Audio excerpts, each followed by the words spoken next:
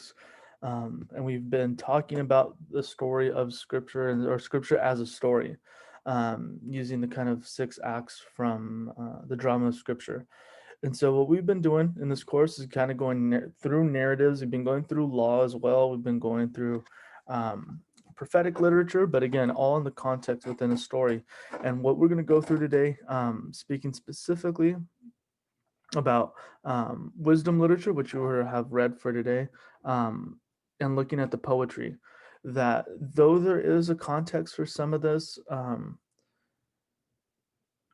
what a lot of it is meant to do being is trying to point us towards back the faithfully following Yahweh, which again, that's what the narratives are trying to do, but the Psalms do it from the position, and the wisdom literature does it from a position, whereas um, the rest of what we just read in the Bible is kind of God's words to us. But what we often find in wisdom literature is our words back to God, especially within the Psalms. And so, what we're going to be working through today, so much of is working through a lot of, again, human stories, which often bring along with it a lot of elements that are not only going to be common for us today, but also bring up questions about um, the significance and meaning of why evil happens, topics pertaining to sexuality, um, living under God's rule and God's reign, and the difficulty of that. And so you do want to not just prepare, but again, as we do take an aside to recognize the importance of this literature in helping people come to terms with what does it mean to live under God's rule. Um, and again, it's going to be messy because that's the nature of the thing. Um, but for us again to recognize that this is it's not just important to the narrative, it's essential to the entirety of the story. The fact that what we have embedded within the scriptures are a portion that lends itself towards human communication with God, that it's messy, that it sometimes it leaves more questions than it gives answers. But again, that's so much of our life, of our walk with God, that we've got more questions than we do have answers, and the Bible's okay with that, more than fine with that. And so what we're gonna do again, just moving through this. So the kind of broad sweep through the Psalms. I'm not going to go through the different types because we do that with our stories. You do that with your Psalm devotional assignments. So I'm not going to beat a dead horse here. Um, But the central controlling metaphor within the Psalms is that Yahweh is king. Yahweh is king. And the importance of that cannot be overstated. When you read through different Psalms, and you have read through different Psalms in your assignments, that you have this kind of back and forth nature of the Psalms, where you have Psalms that are complaining at one point, they're praising at another point, they're asking questions about where God is at in another point, and then you have these statements of hope that Yahweh is going to act once again, all within the same Psalm. And so again, you have these issues that are being brought forth to God because of this understanding that Yahweh is king. Not necessarily that everything goes the way that the author is intending, nor are they getting everything that they ever wanted and prayed for, but this understanding that the primary person to point their charges against is Yahweh, which is why you'll find in places like Psalm 13, Psalm 22, Psalm 51, with David's lament psalm, um, where you have both lament and abandonment being described, that you have these kinds of things pointed towards God. And I do want to say that both kind of as a pastoral activity and just as a general kind of rule of thumb, that what this does do for us is the fact that what it offers for us is this kind of privilege to be able to mourn, to lament. It gives us the space to be able to wrestle with God when things really don't make sense, and even more so with Job, which we'll talk about in a minute. But that in the life of faith, it's not contradictory to faith to complain, to lament, and to mourn, to have doubt, to have fear. That these things aren't oppositions to faith when they're rightly pointed. And the Psalms teach us how to rightly point our doubts, our fears, our concerns, our worries. And then when we rightly point those things towards God, then that's when we have the start of something fruitful. Doesn't mean that something immediate is going to happen, but it does mean the start of right formation, of rightly pointing those things towards God, that we might be more faithful participants. And so Mays has this quote that when viewed as limbs and branches dependent on the substance of this root metaphor, the Psalms are the poetry of the reign of Yahweh. And it is a mess. A mess. And I can't understate that anymore. When you read through Psalm 1, that blessed is a person who sits not in the counsel of the ungodly, but delights themselves in the law of the Lord, meditates on it day and night. But then you have Psalm 22, my God, why have you forsaken me?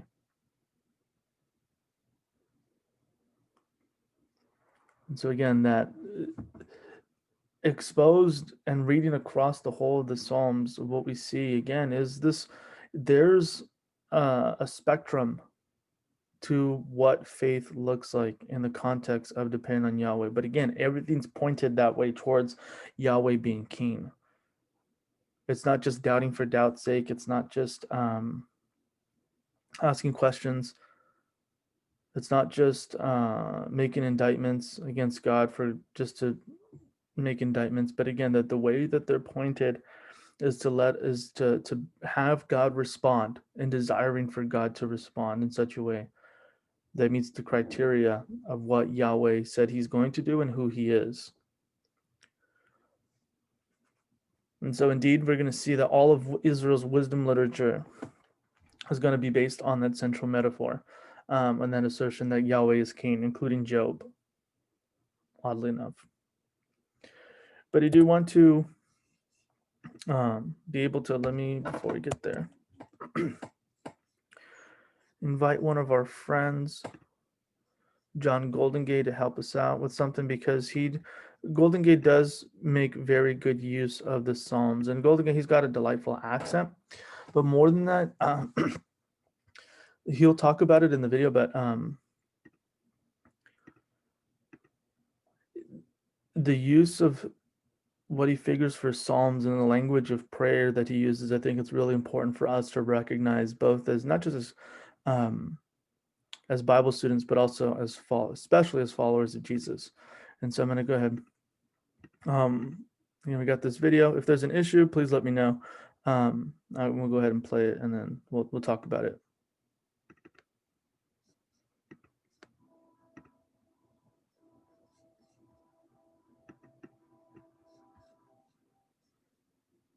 I guess when I think about my interaction with the Psalms, I think back to when I was first ordained and was an assistant rector. And it was a time in the Church of England when we were engaged in developing new forms of services for church. And one of the implications of that was going to be that we didn't use the Psalms so much in worship. And I remember saying in a meeting of the parish council that therefore it would be good to use these new services because we wouldn't be spending so much time using the stupid Psalms that were so meaningless. And my rector withered me across the room with a look, which was something he became expert at, and said, "My boy, one day you will need the Psalms." And he was absolutely right. And I wished later that he'd still been alive when I discovered that he was right. And the context in which I discovered that really was that my first wife, Anne, had multiple sclerosis. And as time went by, that got worse. And from my purely selfish point of view, it was as if she'd abandoned me, as if she'd left me, really. And I remember how I used to not be able to sleep because I was unhurt and grieved about this. And I would get up and sit on the sofa and cry out to God. And I realized that I was talking to God the way that the lament psalms, the protest psalms do. And that's the point at which I realized that thing that my rector had said some years before was kind of coming true. The next point at which I remember reflecting on the question about the psalms was actually in connection with the fact that in the seminary where I was teaching in England, we used to have chapel every day, and we used to work through the Psalms as part of the worship. So today it was Psalm 46, tomorrow it was Psalm 47, the next day it was Psalm 48. There was nothing to do with what you felt like, or whether you were feeling crazy, or whether you've got some reason to be lamenting or something. And it made me think about the question, what do we think we are doing when we are using the Psalms in that way, when they don't necessarily correspond to where we are in our own thinking and feeling and doing so? And I realized two things. One was that the practice of the church of working through the praying of the Psalms like that was something that had the capacity to shape the way that you thought about God and the way you related to God, even though it didn't necessarily correspond, a particular psalm didn't correspond to how you felt this particular day. But the other was that when you were praying, whether it was the praise psalms or the lament psalms, you were doing what Paul talks about when he talks about rejoicing with those who rejoice and weeping with those who weep. That is, with regard to the lament psalms, then, if we were praying these psalms and we or I didn't feel that I needed to pray that way for myself, there were a stack of my brothers and sisters in Christ and other human beings too, who needed to pray that way. And so the lament psalms came to be a way in which I prayed for other people, for my brothers and sisters in persecution or in need or whatever. And that came to be then something very important for my new wife, Kathleen, and my first wife died 5 years ago. And Kathleen and I have been married now 3 years or so. With Kathleen, I inherited a stepdaughter and a whole further family of Kathleen's stepdaughter, Katie J's husband, Gabriel. And Katie J and Gabriel have given their life over the past 10 years in seeking to be with and make known the needs of the Darfuri refugees in Sudan and in Chad. And using the lament psalms, the protest psalms, came to be the way in which we prayed. So we prayed again through the Psalter, not because we needed to lament. We were newlyweds, we were fine, thank you very much. But it was a way in which we prayed and have continued to pray for the Darfur refugees. Be merciful to me, O God, be merciful to me, for in you my soul takes refuge. In the shadow of your wings I will take refuge, until the destroying storms pass by. I cry to God Most High, to God who fulfills his purpose for me. He will send from heaven and save me. He will put to shame those who trample on me. God will send forth his steadfast love and his faithfulness. I lie down among lions that greedily devour human prey. Their teeth are spears and arrows, their tongues sharp swords. Be exalted, O God, above the heavens. Let your glory be over all the earth. They set a net for my steps. My soul was bowed down. They dug a pit in my path, but they have fallen into it themselves. My heart is steadfast, O God, my heart is steadfast. I will sing and make melody. Awake, my soul. Awake, O harp and lyre. I will awake the dawn. I will give thanks to you, O Lord, among the peoples. I will sing praises to you among the nations. For your steadfast love is as high as the heavens. Your faithfulness extends to the clouds. Be exalted, O God, above the heavens. Let your glory be over all the earth.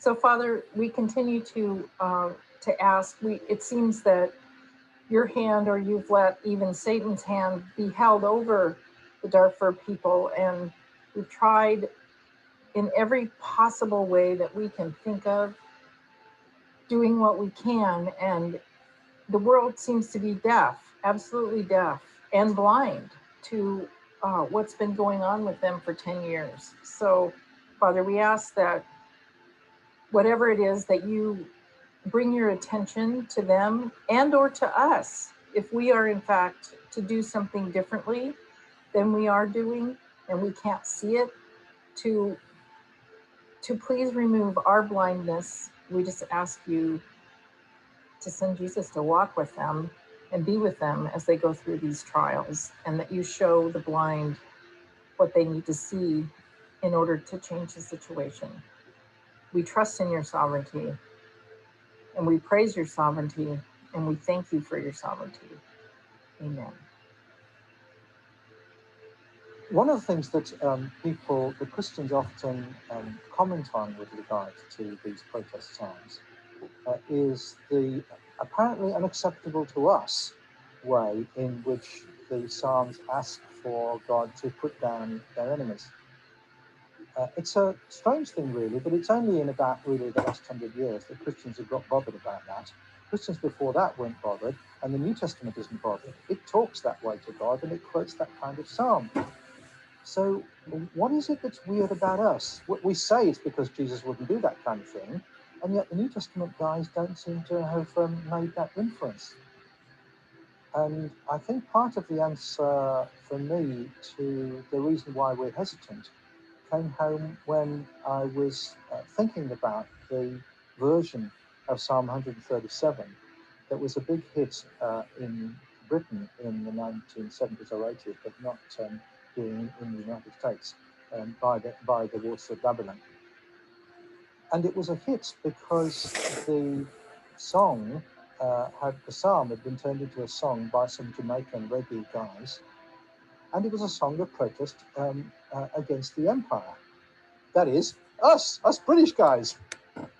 And the reason why we properly, sensibly, don't like those imprecatory psalms is because we are the people that God is going to act against. There's a difference between the way in which the lament psalms work, or at least the apparent acceptability of those protests in the lament psalms, and the trouble that Israel gets into in the wilderness. I wonder if one major reason is that in those protests of the Israelites in the wilderness, they're never protesting to God. They're protesting to Moses, and that makes Moses fed up, and apparently God doesn't like it either. Don't complain to God, complain to the pastor, is the assumption that the Israelites are making. So maybe it's significant that, as it were, what God is giving us permission to do in the Psalms, encouragement to do in the Psalms, is protest to him, not to protest to other people. My God, why have you forsaken me? From Psalm 22. And indeed, also Jesus crying out. He was picking up one of the protest psalms in the way he speaks to God. So he has what you might call the natural freedom of a son in relation to a father. And the Psalms encourage us to assume that we have that same freedom. There's a kind of irony here, I think, really. Well, a double irony almost. The Israelites didn't talk to God as Father in the literal kind of sense to the extent that we may do. And yet they have in the Psalms a kind of freedom in relation to God as children talking to a father or a mother that often it seems that Christians don't have. We feel a bit reticent about talking to God with the kind of freedom that A, the average Israelite, and B, Jesus did. That's weird, isn't it? Now, I hope it's the case, I think it's the case, that when my two sons, who are now in their 40s, spoke to their mother or me, that they would feel free to say to us anything that they needed or wanted to say, rather than have to worry about what they could say to God or mum. And it's sad, really, that Christians don't feel that freedom.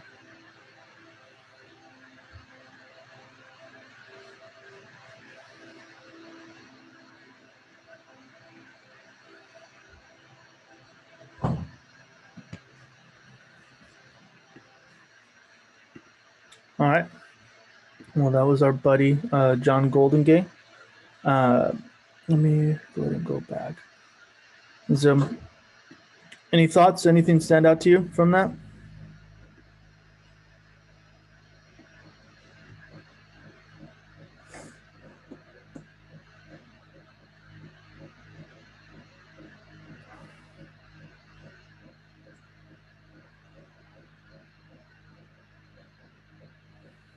I think it's to do like with patience. kind of just biding your time and just making sure that you stick with with God and be patient, and then something will arise.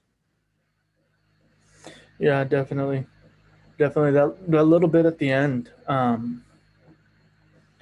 about being able to be taught how to talk with God and having that kind of openness to be able to say what it is that you're feeling, you're thinking, but you kind of have to be taught how to say what it is that you're feeling and thinking. Um, that those of you in psych classes, you'll kind of know that like there's primary emotions and secondary emotions and the way things go, um, but there's usually something beneath the initial feeling of what we're feeling, and that kind of openness and the patience that it takes to be able to work through uh, both the waiting, the listening, and the processing of being able to to wait it out because it's difficult. It's difficult, especially when dealing with the onset when difficult circumstances happen.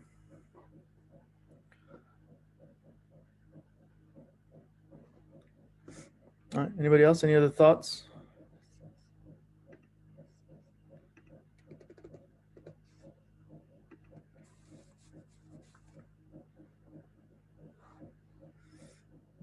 Yeah. And he did, eventually lost his wife to multiple sclerosis. And so, yeah, he's not just talking from a point of idea, but actual like practicality and loss and grief and everything related to lament and grief. So, all right. Any other thoughts? Oh, what's up, Needham? Go ahead. I thought it was interesting when he pointed out that it seems like what God's trying to tell us in the Bible is that we have permission to complain and lament and be angry, but it should be with Him and not with other people. Mm-hmm. Yeah, and the temptation to point complaint strictly to people and not to God. And so I think, yeah, because that part is interesting to me too, because it does seem like, okay, so do you just not tell anybody anything, or um, or is it just kind of like, okay, well, you need to there's some work to do before you kind of do the external processing with others. And so I think it does provide a good counterbalance that the because on one hand you have that, and then on the other hand you have like Matthew 18 where you, if you have an issue with your brother or sister, you bring it up to them. And so yeah, I think that it's kind of a both and with the other side. So yeah, super interesting though to be reminded of the need to, again, for both sides to come up. Any other thoughts?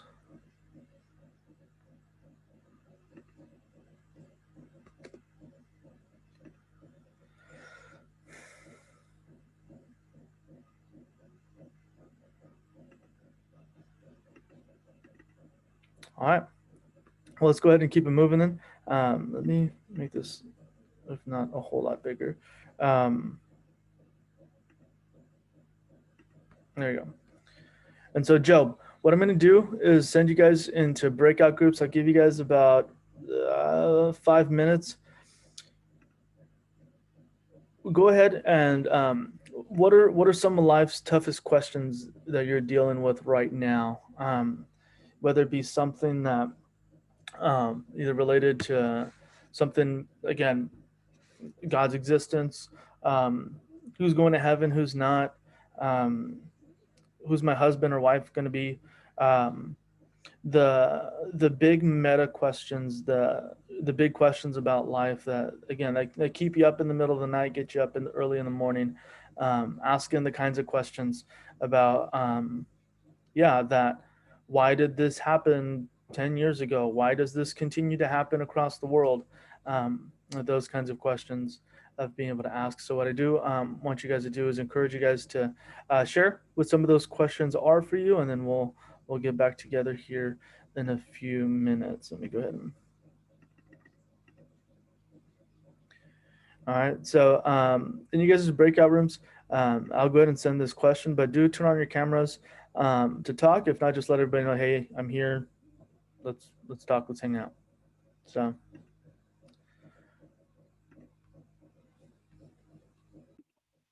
Oftentimes what our questions will do is kind of reflect back to us the things that are most valuable for us, which is why that little bit at the end of the question that asks, what's important to you or what do you value most? That because oftentimes our questions will point us towards the things which we find valuable, or the things that are most meaningful for us. Everything from the meaning and significance of evil, especially if it affected us or family members or close friends, the death of friends, the death of family members that happens tragically and suddenly. Why do children die from debilitating diseases? Um, Again, what happens to people who don't know Jesus when they die, having family members that have passed away and not sure where they were at in regards to their kind of eternal state. And also, yeah, just people around the world that you care about, that you know, there's people in a village who don't have access to Bibles or church or Christians. What happens to them? And how do we know we Christians are right in our belief? That kind of certainty to know that not just that we're right, but that we're spending our lives meaningfully and having them pointed in the right direction. That nobody likes to waste time, and to know that your life is going somewhere. And that, yeah, and the other questions that you had all shared, um, for Johnny, Jesus, Abby, Jake, Aaron, Emily, Caitlin, um, uh, that the questions that we either have about ourselves or about the world and what's happening, to kind of it does show what we're concerned about and what we care about. And it's not, again, it's not good thing, bad thing. It just, again, revelatory about what it is that we care about. And so much of that, again, it's a very human thing to have these kinds of big questions, and in so much that Job does some of the same. Oh, there we go. Because Job has questions about why do awful things happen that God lets happen to people. Asking about what is the relationship between us and God really based on? Is it based on stuff that we do, something he's done, a little bit from column A, a little bit from column B? That how do we cope with suffering and help other people who suffer? And can we really understand how God runs the world? Can we really know for certain the way God is in the world? And so with the way Job starts out, and I'm going to spend a little more time here, we may get to the others, but I do want to give this a good amount of time. But the way Job starts out, that, and you'll know this from your reading quiz that is coming up, that within God's courts, he's there. Anybody who's seen Law and Order, any episode, you'll know well that God is there in court, and he's sitting there. He's got a counsel around him, and then one of them speaks up, an accuser. And it's important for us to note that at this point, who we recognize as we kind of Satan isn't Satan at this point. It's the Satan at this point. Again, it's comes from the Hebrew, meaning the accuser or the adversary or opponent, and that's exactly what this figure does. And so the accuser just asks questions that God asks this accuser, that, what's up? What you been doing? And then the accuser shares that he's been roaming about throughout the earth and then he couldn't find anybody. So then God kind of taps him on the shoulder saying, hey, have you noticed, taking a look at Job? And so again, so you may be thrown off by this question, but that's the intention behind one of the questions of who becomes the antagonist, because that's what God does, is he's the one who brings up Job. That this accuser, this adversary, doesn't go out and find Job and say, hey, let me at him. But that God taps Job on the shoulder, or taps his name, like, hey, have you checked this guy out? And then this opponent, this accuser, asks, does he really worship you for nothing? Does he really worship you for nothing? And again, within the context of the literature which we just read about for last week, that a lot of this is being compiled, brought together in during and after the exile period. That a lot of this is being compiled during and after the exile period. So you can imagine a story about this person who suffers greatly, yet who's being tested about his worship, his loyalty for and to God for no reason. Because what's the reason why Israel, Judah go into exile? What's the reason why Israel and Judah go into exile? There's a couple of possibilities, but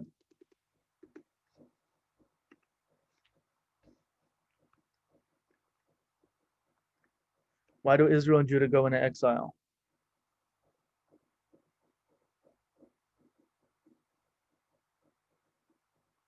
They were unfaithful to the covenant.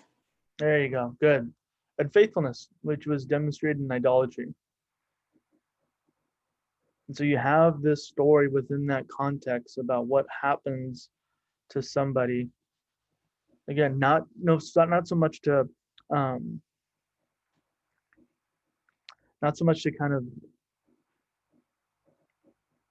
of have an example of what happened. Like it's not so much a threat, again, as much as it stands for the singular individual who is faithful in the context, and suffers despite being faithful. And so what we have for Job is when the story finally does get started, Job has essentially everything taken away from him except for his own life. His wife is killed, his children are killed, his property destroyed, killed. And what he does in response to all that loss, his own body he's given sores or boils that he takes pottery shards and just starts trying to rub them off. It's so painful, painful, painful. And so in light of all this loss and pain, what he does, he laments. He mourns. He sits Shiva for 7 days. And then his friends try to fix him. You have Job's group of friends who tells him he must have sinned. Because in Job's world, at least prior to this story, that 1 + 1 always equals 2. 1 + 1 equals 2. If you are suffering, then you must have done something wrong, because if you did something right, then you should be getting blessed. If you did things well, then you should be experiencing abundance. But since Job is experiencing so much loss, therefore he should have sinned somehow, some way.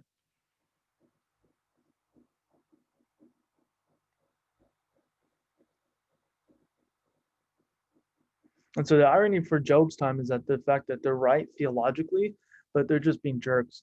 It's when somebody's grieving, that's not the time to be like, well, should have done this, should have taken them to the hospital sooner before they had that disease.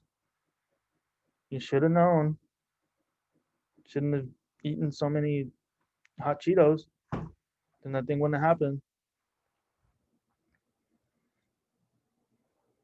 And so again, it's usually not the best time, and that's just kind of a general life advice, life thing.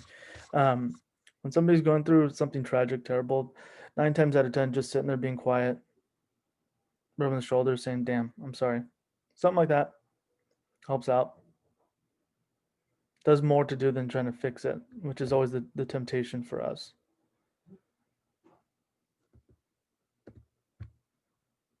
And so in light of all this dialogue and this back and forth between Job and his buddies, finally near chapter 29, Job finally brings his questions to God. And essentially a lot of his questions that do come up is that, why has this happened to me? Why has this happened to me? And that what Job accuses God of doing from the start and then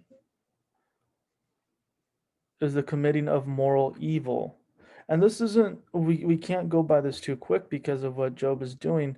And Job being able to accuse God of evil, God just didn't forget, took a day off, made a mistake, like wrong dude. It was that other guy who actually did something wrong. No, it's that God has committed moral evil and has to respond for it.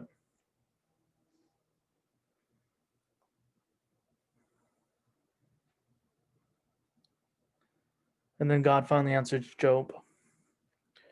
And so the summary of the 4 chapters are Yahweh pushing against and railing against Job's, not so much Job's questions, but asserting himself in light of some of the questions that he has, specifically using creation as a point of being able to say, were you there? Were you there? Were you there? Were you there?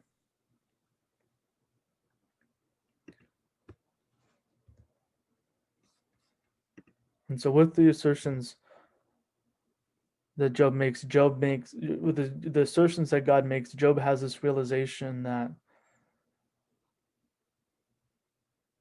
he has his own limitations, that he's a human and doesn't necessarily always understand. And so he enlists himself to trust God again. And so it's in this way that Job passes God's test, the testing of his faith. And that because of his preservation, of him sticking it out, of him not giving up, God's going to give him, he gives him back his wealth, again, property. And he has a new wife and new kids. Everything's been given back to him. Or has it? Because again, that the one thing that Job has, essentially everything he's lost replaced, but one thing he doesn't have is a new memory. And that's part of the tragedy that comes along with loss. Is that still living with the memory of those things that have been lost, whether it be, again, a family member or a friend. That in the midst of the grief that it's important to understand the role of memory and remembering. That there's just some things that can't be replaced.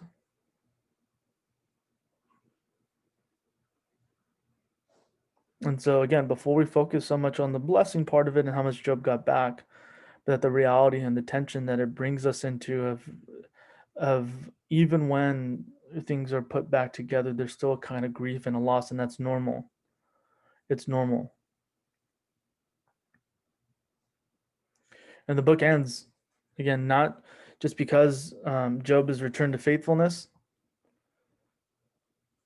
but because there's this understanding that the cause of suffering is going to be a mystery to us.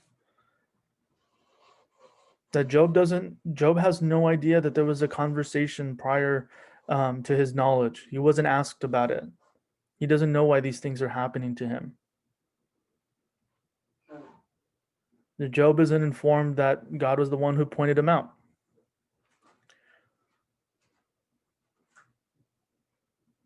And that Job doesn't know that he's kind of going through a test. And that the reason for his suffering is a mystery to him. And that so much of suffering and evil, what it points us towards is towards a kind of mystery. And that it's a mark of maturity, not for a lack of faith, when we're able to come to terms with the phrase, I don't know. I don't know. That we can, though it's not always bad, we can get ourselves into some trouble with the thinking that everything happens for a reason, especially in terms of, again, the death of children that have diseases, and phrases like, well, heaven needed another angel. God needed another angel. As if God would enforce suffering and death upon a person and a family in order to have another baby floating around. Again, so that causes some real problems. Again, when tragedy happens, whether it be in a car accident, whether it be because of an accidental overdose, whether it be because of a suicide, again, those kinds of things that, well, it happened for a reason. That's when we need to take a pause and reassess not just the phrase, but to stand in light of, again, the confrontation of mystery that we don't always know, we don't always understand. And in light of that it's not always our job to understand, but it's our calling to trust. That we're not always going to understand, but we have to work our way towards trusting. I'm not going to say that as a kind of catch-all, that when you're going through difficulty and suffering, oh, you just got to trust. You just got to trust. It's so easy. But in the process of coming to terms with grief and loss and suffering, to begin to work towards, and to not, even when you feel like trust has been lost, to hold on to the community around you that can hold on to faith and trust for you.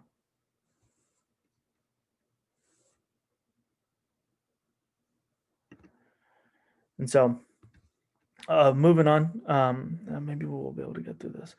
Okay, Proverbs.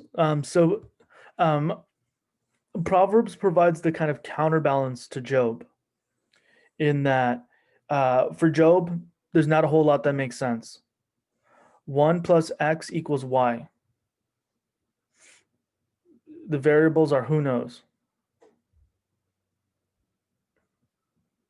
We'll keep it simple at 8:30 in the morning with the algebra.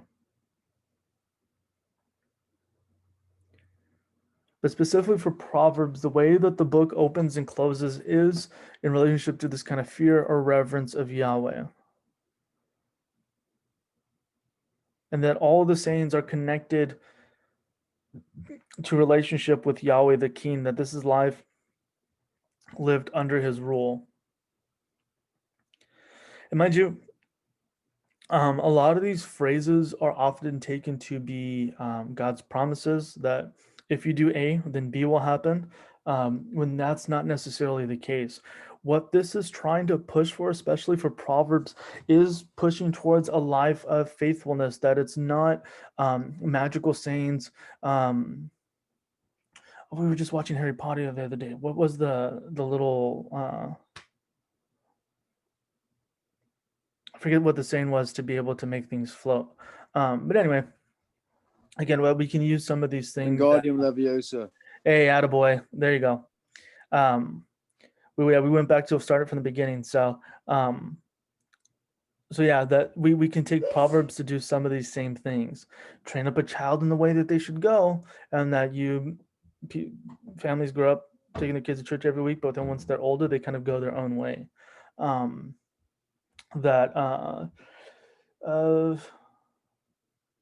Lean not in your own understanding. And then finally, when we're kind of like, well, I'm not supposed to do that, but I'm still trying to figure out what I'm going to do for my future. So I'm not going to use any discernment, not going to try to plan anything. I'm not going to try to put any kind of plan together. Like, I'm just going to trust in the Lord, lean not on my own understanding, and he'll figure it out. And so it kind of comes of a kind of all or nothing kind of thing, without, again, what is Proverbs trying to point us towards, and the kind of life and faith of depending on God. Thank you, Jake, for actually remembering. Everybody was racking their brains for trying to remember. But that what Proverbs is pushing us towards is not so much towards the these kind of equations for life. That if you always do this, and this is always going to happen, because we all know that, again, that with the questions that you guys bring up, that things change. And we're going to have questions about when things change, why things change. That we're changing in that process of learning, of growing, of developing, adapting. Both because biologically, your brains are still growing. I think mine's is done. I think right around... I'm 33 now, so I think mine might be done. It might be shriveling up slowly, but that literally physiologically, you are all developing, and that you're not just that biologically things are changing, but that also that when you grow, you're growing more spiritually, academically, educationally, relationally. Again, all these different, emotionally, you're growing and adapting. That these things will change about not just who you are, but fundamentally what you care about, what you love, and what you're going to pursue.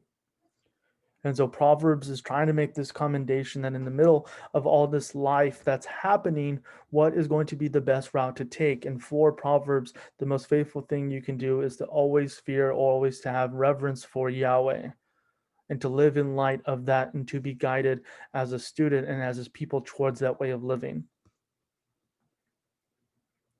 until we get to Ecclesiastes or Song of Songs. I'll say I'll come back to Song of Songs. Let me get to Ecclesiastes real quick, because Ecclesiastes is kind of the counterbalance to Proverbs.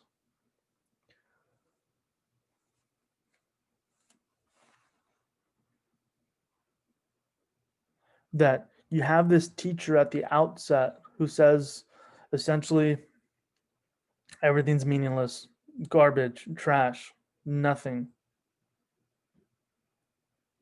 Why? Because we know how it all ends. We all die. So you have that phrase, eat, drink, be merry. For tomorrow we're all going to die. And that's out of Ecclesiastes.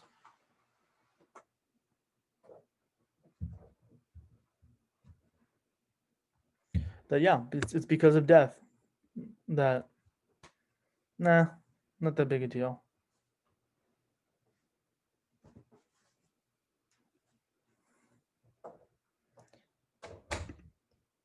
And so what Ecclesiastes offers to us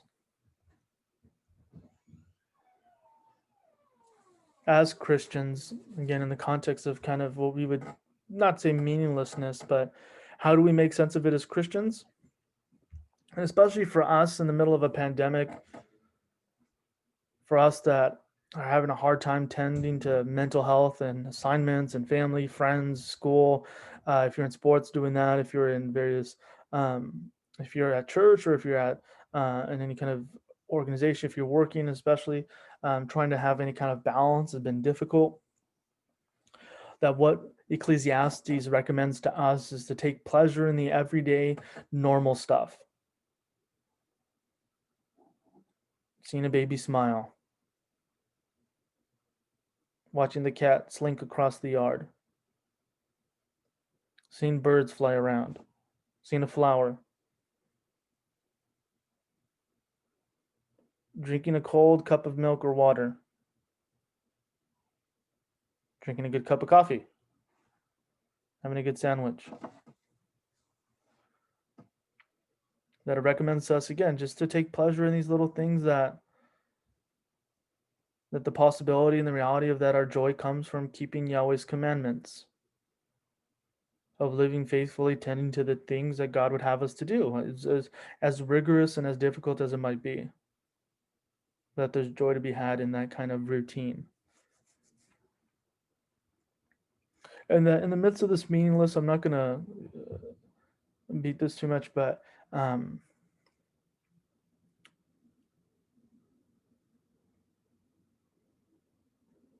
that we don't treat our relationship with Jesus purely in transactional terms, that we're only in this for what we can get out of it.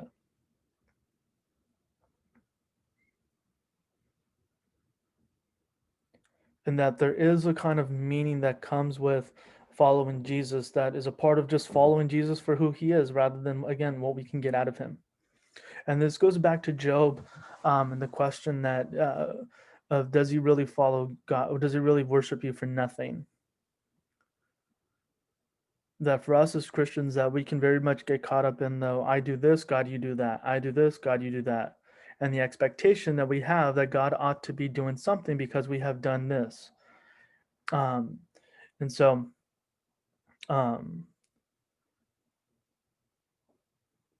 that Ecclesiastes does bring up for us that in the things that we do and even who we are, that do we follow Jesus for what we can get out of it? Or that in following Jesus, this is our demonstration of faithfulness, our loyalty to God, and that this is where this is where the meaning of our lives is at. Is in following Jesus and loving people, and not so much of what we can just get out of it. So are there any questions as we wrap up today? I'll go. I did want to spend some more time in Song of Songs, so I know if you're looking to talk about sex and sexuality today, I'm sorry, we'll have to keep it for Friday. So we'll get to that, but I just needed to bring through here because, yeah, this is the kind of counterbalance to Proverbs.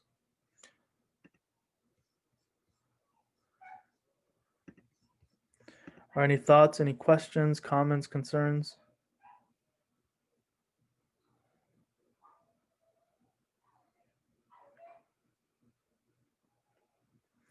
All right. If not, you all have an excellent, excellent day. Okay, you're welcome. I'm killing. All right. So you guys have an excellent day. Have a good Wednesday. I think today's Wednesday, yeah. So, all right. Make sure you get some water, have a good sandwich, eat, drink, be merry. Thanks, Professor.